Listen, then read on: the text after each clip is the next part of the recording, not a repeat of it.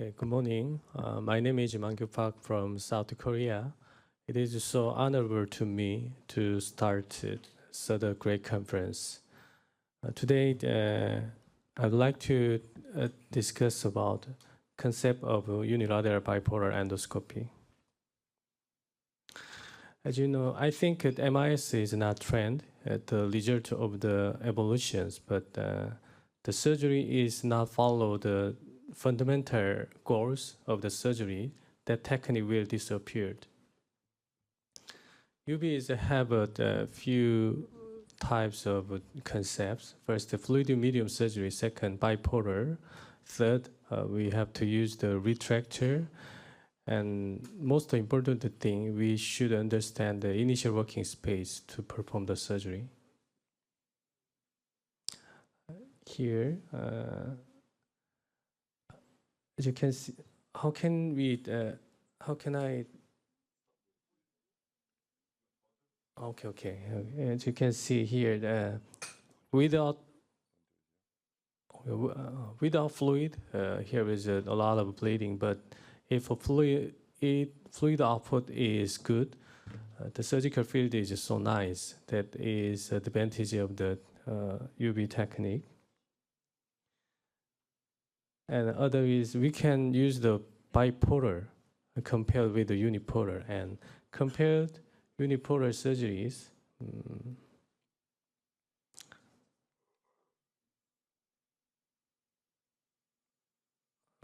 Compare unipolar surgery, we move the less limitations of the decompression of the surgery. Next is to make a sufficient fluid output, we use these kinds of retractors. And can I? A lot of videos, and I have to. Can I use the mouse? That is better to present. Anyway, the retractors can make a fluid output and retraction of the muscles, and that is act as instrument guiders. Without retractors, not fluid, but retraction, fluid output is very fluent. Okay, it's better.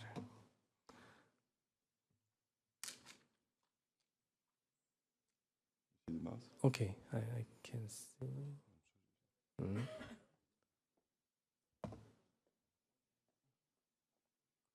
Next step is, as you know, spine is, there is no space, just like shoulder and abdominal area, but we can small spaces between multifidus muscles, and using these spaces, we can create the initial working space. And just 2 minutes, we will move. Okay, Maxime, could you change, Maxime? Change something to, okay. To have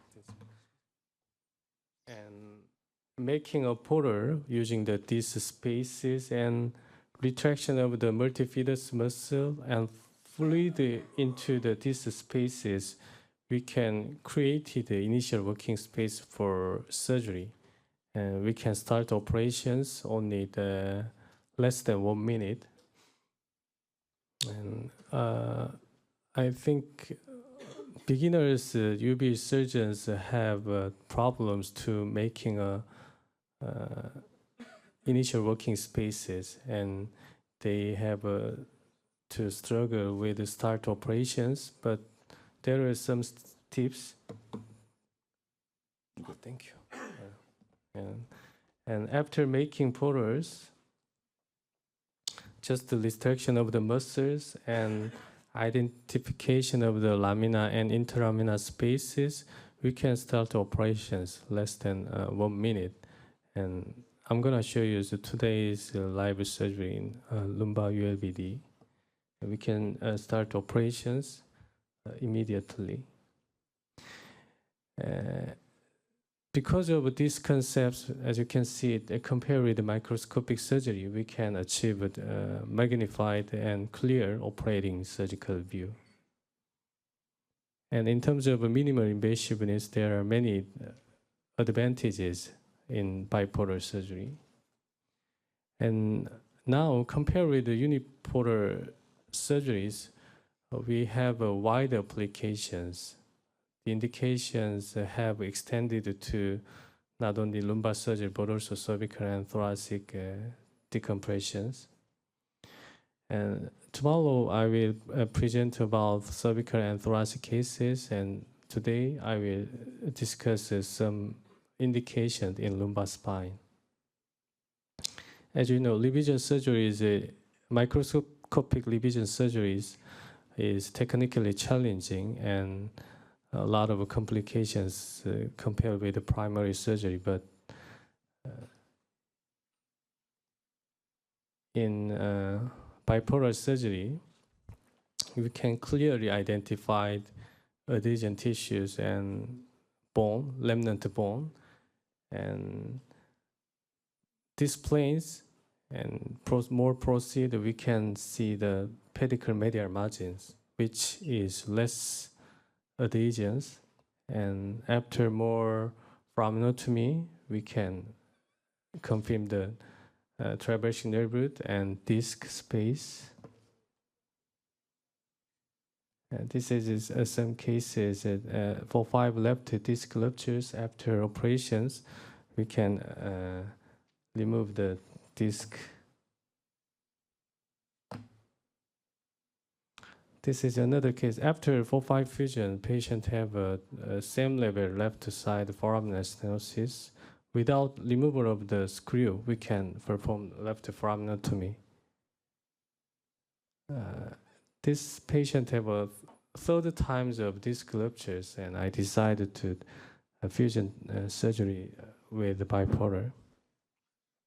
And let's move on to foraminotomy.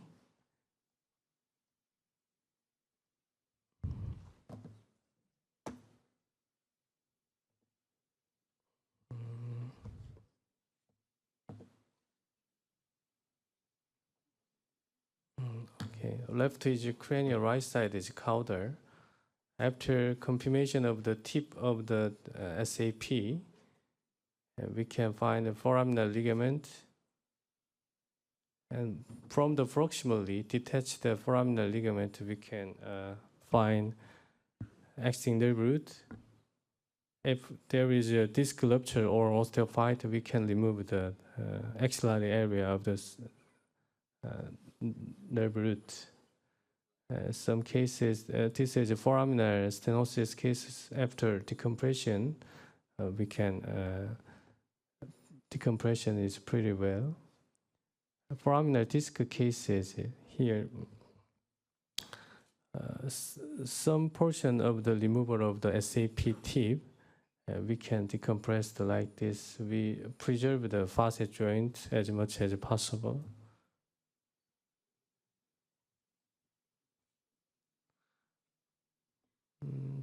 Sometimes patient have a central stenosis with foraminal stenosis at that time after UAVD, and we can move to the contralateral foraminal areas like this.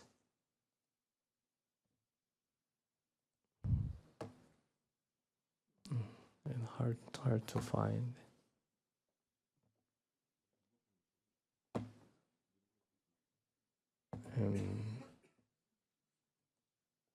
After decompression, after removal of the tip of the SAP and removal of the foraminal ligament, we can find acting nerve root like this.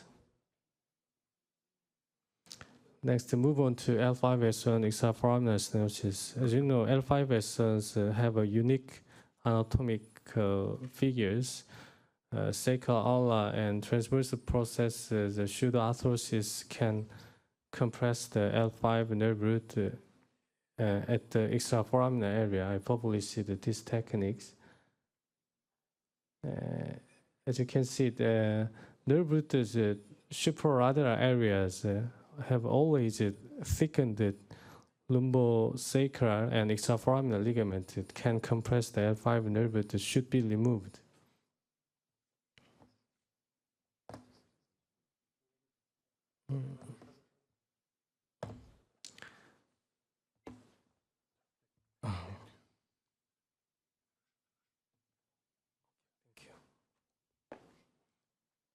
and finishing the removal of the foraminal and lumbosacral ligament. Here is a thickened ligament at the extraforaminal area that is easily removed by arthro punch. And firstly, release of the L5 axis nerve to supralateral area and move to the disc space. And here is it, ventral and posterior pathology is well removed.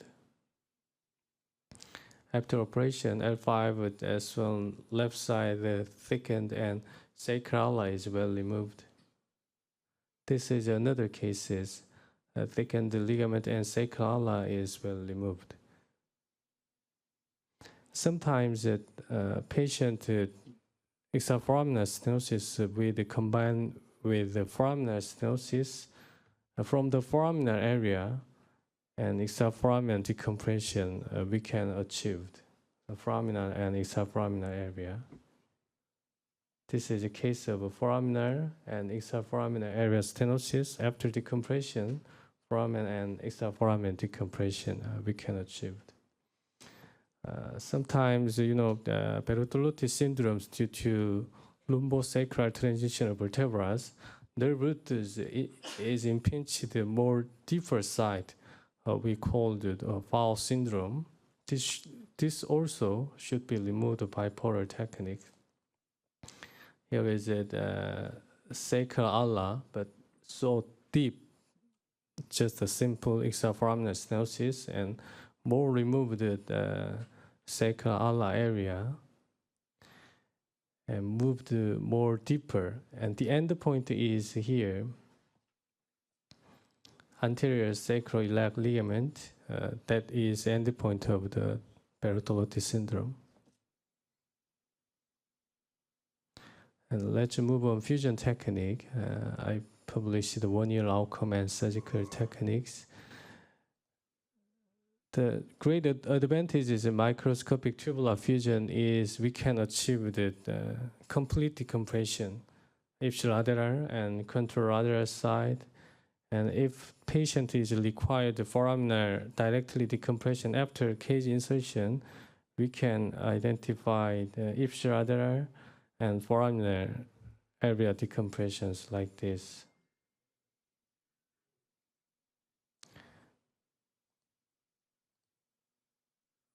Most great advantage is the meticulous endoplate preparation. Compared with the microscopic surgery, under the scopes, we clearly remove the cartilage endoplate from the bony endoplate without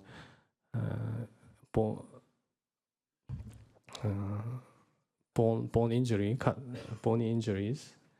And we can achieve about 70 to 80% of endoplate preparations. And here, after operation, with minimal muscle damages, we achieve the fusion surgeries.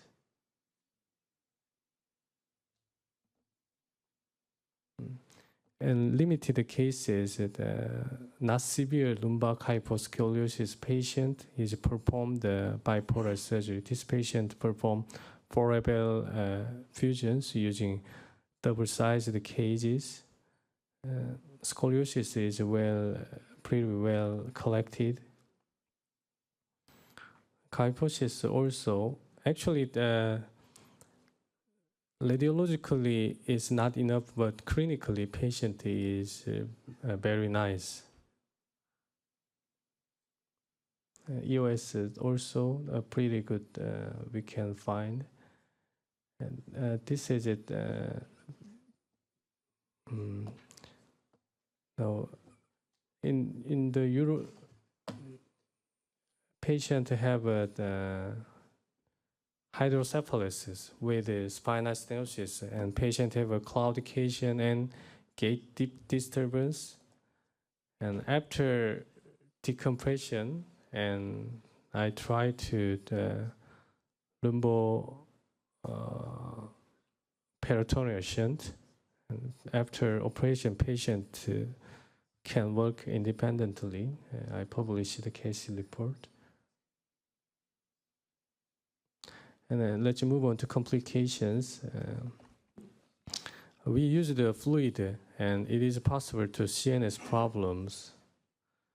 And we can fluid controlled by gravity or pump systems. Two system is pretty safe, but I prefer to use the gravities. And in my opinion, gravity system is more safer in cervical and thoracic spine.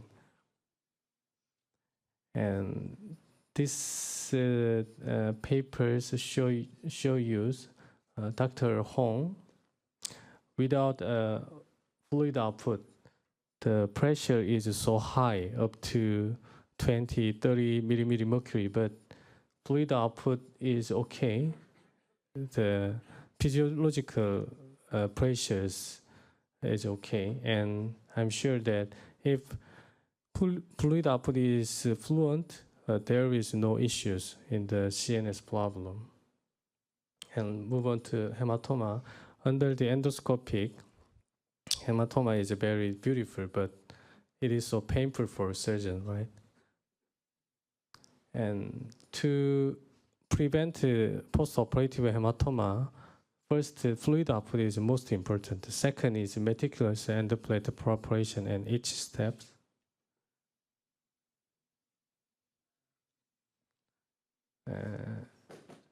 Here, without bleeding, bleeding is masking with the fluid. And at the end of the surgery, I always apply the bone wax without a severe bleeding.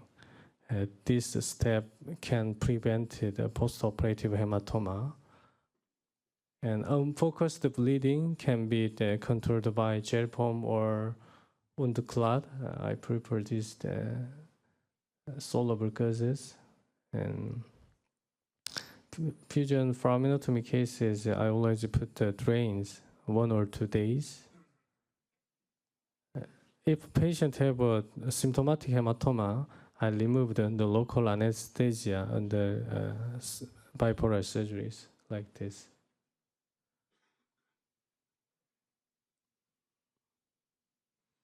Why do you do that on Because general or epidural anesthesia is local anesthesia is more patient to feel small surgeries and just the sedations, and I mentioned to the patient that this is not big deal, just 10 minutes I can solve your problems. That's why I under local anesthesia. And epidural vessel bleedings, we can control the RF fluid, but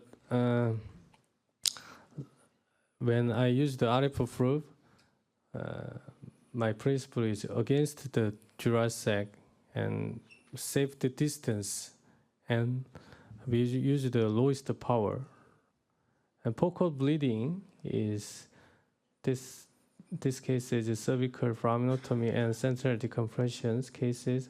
Focal bleeding is controlled by hook RF fluid. This is so helpful for control the focal bleedings like this.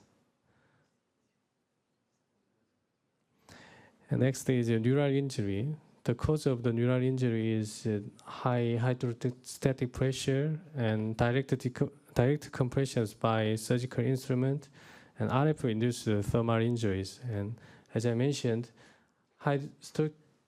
hydrostatic pressure is controlled by retractors. And to prevent neural injury or dural tear, I always recommend the ligament problem remover is M-block types. This case is cervical central decompression cases. When I remove the cervical problems, I don't touch the cervical cord.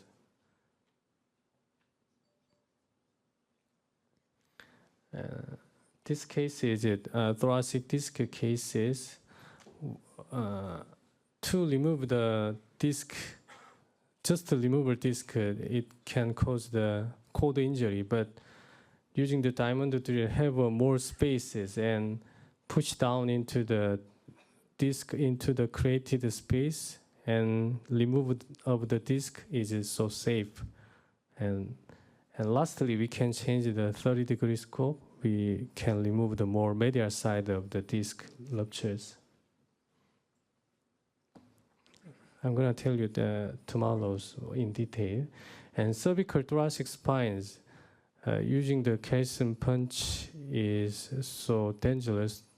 And before the removal of the bone, always make a paper thin, and using a free elevator just to lift and removal is safe.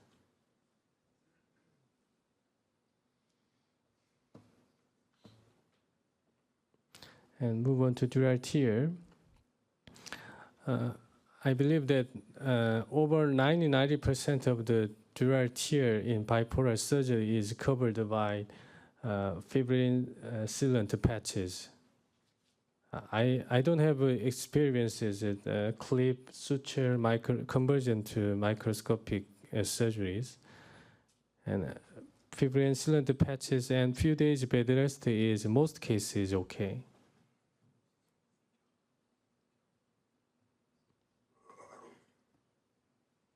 Here, you can see it about 2 centimeters dural tear we can find, and small patches layer by layer, and patient a few days, 2 or 3 days bed rest is no problems most cases, because we can preserve the muscles. This is dead spaces, and CSF is not leakage on the outside. Strongly recommend just patches. But prevention is more important than management, and keep the ligament problems as much as possible until complete bone working. This case is a cervical contralateral foraminotomy. At that time, first removal ligament problem, we can not perform contralateral foraminotomy. That is possible to dural tear and neural injuries, and always keep the ligament problems until finishing the bone working. And as I mentioned, en bloc removal of the ligament problem can prevent dural tear and neural injury. In the thoracic cases, thoracic OLFs have problems with the dural tear, and most OLF cases after make a paper thin and piecemeal removal is safe. But sometimes severe OLF cases, we can find dural ossification without a dural. At that time, just float and sealing of the taco comb is good for the patient. There is no dural, just to keep the araconoid membrane, right? And after decompressions, and just to apply the taco comb is enough. And in conclusions, I believe that to safely perform the UBE surgeries after mastering microscopic surgery, after that we can try bipolar surgery. And some mentors advised that you and help your techniques, and proper indication is enough. And thanks to UBE, I make good friends, and thanks to UBE, I'm here. And once again, thank you so much.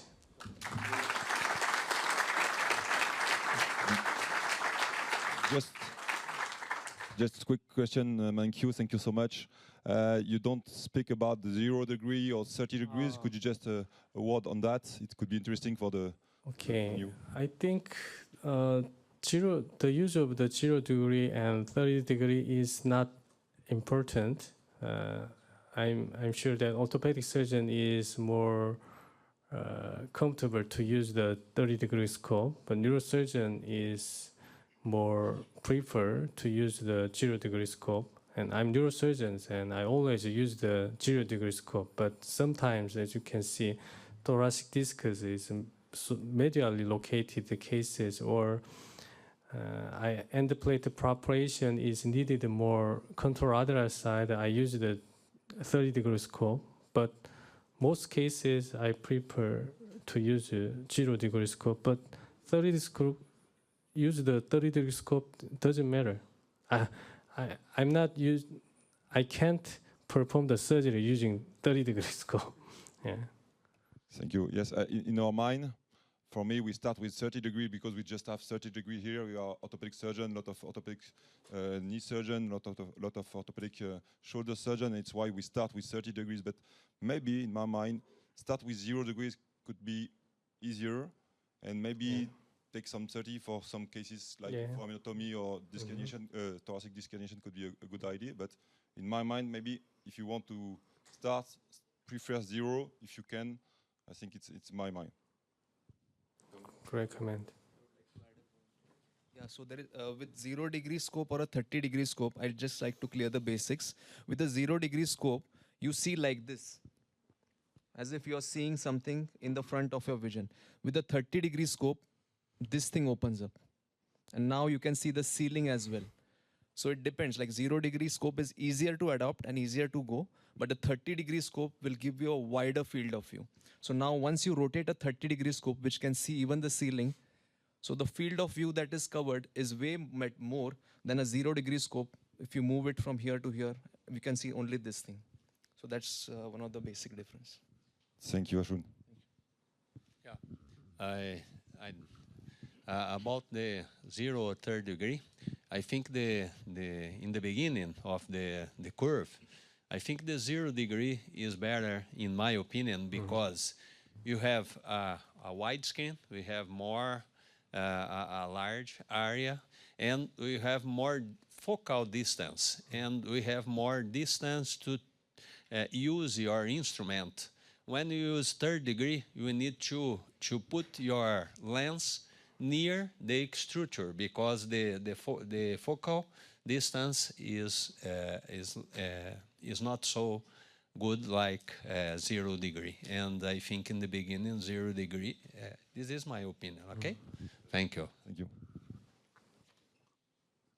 Question on the room? Oh, yeah, yes.